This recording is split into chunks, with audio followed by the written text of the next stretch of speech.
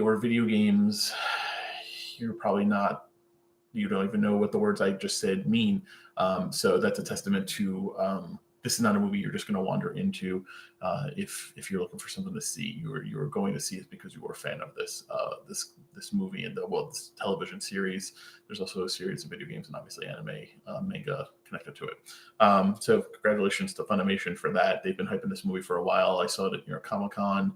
There have been a bunch of screenings around the country in the last few months. Finally opened up. It actually opened on Wednesday, but the 3-day weekend totals has put it in number 3. So congratulations.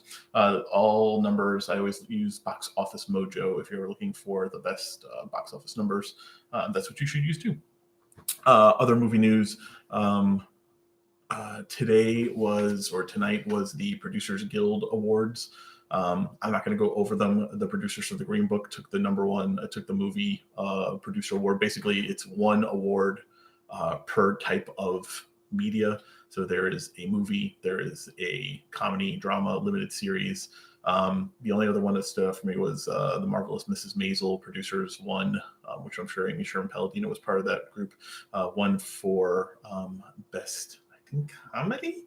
But I know Into the Spider-Verse won for Best Animated Film. That's what it kind of is. It's a total of like 8 awards, one basically in every category. But the Green Book took the best film, so that is making some headlines with Oscar nominations due out Tuesday morning. So everyone is looking for tea leaves to see what's going to be the big nominees. We heard the same kind of hype after Bohemian Rhapsody did so well at first the Golden Globes, and then had some success at the SAG Awards too.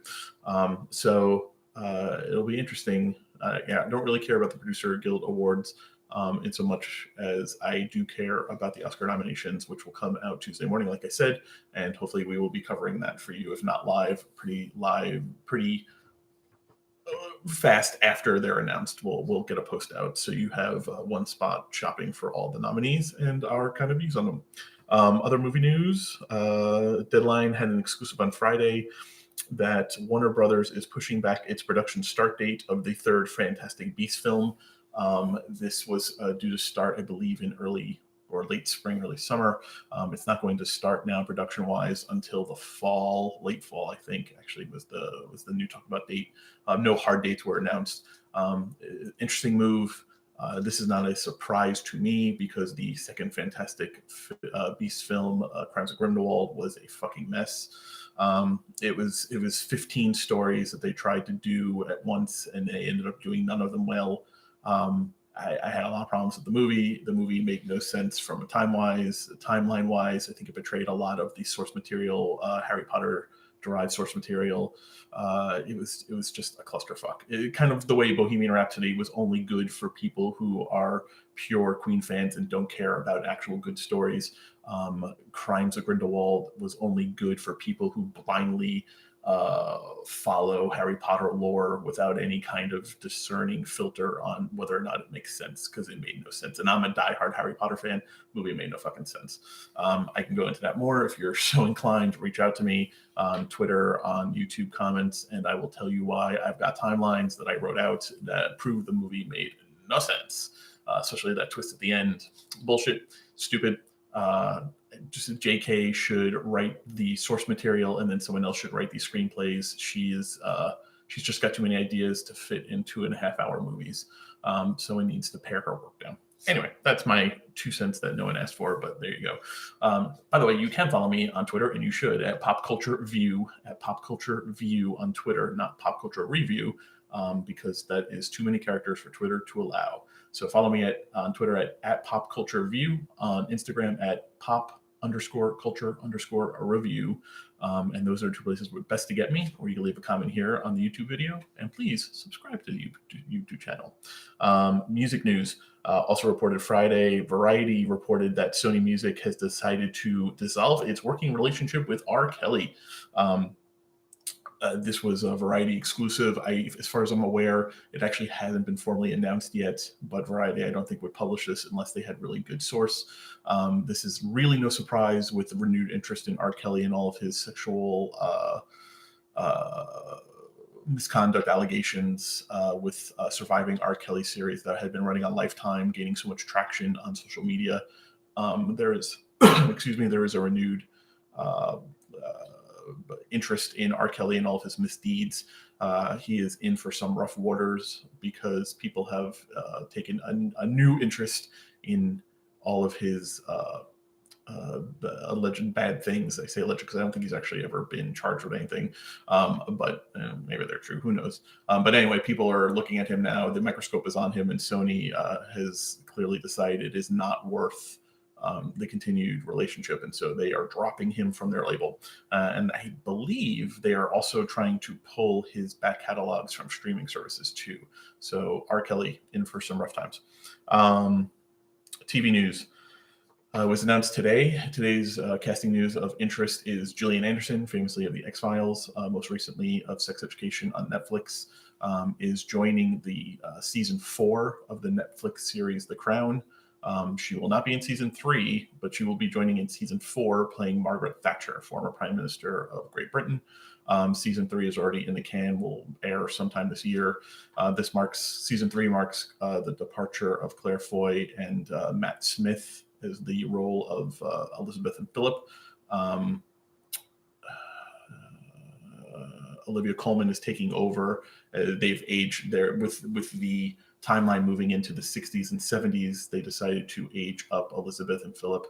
And I know Olivia Colman, who's actually currently playing Queen Anne in The Favorite in movie theaters, which is going to be a Oscar nomination probably for her. It's she's great in it. It's a weird little film that I liked, though it's bizarre. That's for another time, though, not for here. Anyway, she'll be taking over the role of Queen Elizabeth. I don't recall who they hired. The name didn't jump out for me, who they have hired to replace Matt Smith as Philip. But anyway, that's not really the point of this news. The news is that Gillian Anderson is going to be playing the Iron Lady, Margaret Thatcher, in her later years, I understand, or the 80s and early 90s version of Margaret Thatcher anyway. So check that out. Definitely watch seasons 1 and 2 of The Crown on Netflix if you've never. It is some great drama. Claire Foy and Matt Smith, but Claire Foy in particular, is just amazing as Queen Elizabeth II, and I think one of the best acting performances from last year. Just a master class in acting. Other TV news from this weekend. The First, starring Sean Penn, has been canceled. This was a shit show, bad show on Hulu, ran for 1 season. I hate watched the first 3. I could watch no more. Sean Penn, I don't like him. I don't like him as an actor. The show was garbage, and it did not deserve a second season. It probably didn't deserve a first season, and I am happy it's been canceled. That was from Deadline announcing that. Deadline has confirmed Hulu has opted not to renew the drama, which is picked up straight to series in 2017. Good riddance, your show sucked. At NBC, 2 pilot orders were picked up. First, Saturday Night Live star Kenan Thompson. He is getting his own vehicle single camera comedy, Saving Kenan. It was formerly called Saving Larry. Been picked up for a pilot by NBC. The project from SNL creator, executive producer Lorne Michaels, and Broadway Video, which is his production company, as well as Superstore executive producer Jackie Clark, had a big pilot production commitment. NBC is also ordered to pilot Like Magic, a single-camera workplace comedy from Superstore writers Bridget Kyle and Vicky Liu. Forever co-creator Matt Hubbard, Julie Ann Robinson's Canny Lad Productions, and Universal TV, where Canny Lads and Hubbard are based. So NBC has been busy in the last 2 weeks with its pilot orders. Again, these are not promises that the show will make the series, but it's at least a promise to get it looked at. So they'll make their pilots, and then NBC will decide in early May whether or not to pick it up for series for 2019-20. On Friday, Supergirl unveiled its first look at Nicole Maines, who's been on Supergirl for the last, for actually all of the season as Nia Nal. They unveiled her, finally unveiled her superhero costume as her superhero identity, Dreamer. So that was big news. She is the first transgender superhero to be portrayed on television. So exciting stuff. She's been a good addition. I enjoy her. I like her energy. She's been an interesting character. They've been slowly doling out and diving into this season. So I'm excited for her to finally don her superhero identity dreamer and really kick it into notch. So congratulations to Ms. Maines. Unsolved Mystery returns. Netflix is rebooting the classic 90s detective series. Really no information yet on production dates or when this could be, or they haven't even announced who's going to host it. But Netflix is bringing it back. Terry Dunn Muir and John Cosgrove, who co-created Unsolved Mysteries, are back for the reboot with the producers of Stranger Things. Terry Dunn Muir is going to be the showrunner. Cosgrove is going to be executive producer. Robert Wise will also serve as showrunner and co-executive producer. Sean Levy and Josh Barry from Stranger Things will produce through their 21 Laps banner. So that's exciting for the fans of the Robert Stack detective series that really launched the true crime genre. That is, God, it has entire channels devoted to it now. There was a time when that thing didn't exist, and when Unsolved Mysteries with its super spooky intro music came along, that was when it really took off. It was a favorite. I don't know what that show would be like without Robert Stack, but we're going to find out. So keep an eye on that coming back to Netflix at some point. No production timelines were made available with that news. So that was what kind of weekend it has been. We will be back tomorrow, even though it's a holiday. We will be back in the morning for your daily download, let you know what is on TV, maybe let you know what to look out for highlights coming up during the week too. And we'll see you then. Thanks, guys. Have a great night. I hope you had a great weekend. I hope you enjoyed the day off tomorrow. And remember Dr. King, because he was a great guy and he did so much for this country that gets lost and not talked about enough. But it's not just a holiday. Like so many holidays, not just a holiday. So take some time to remember and have a great night.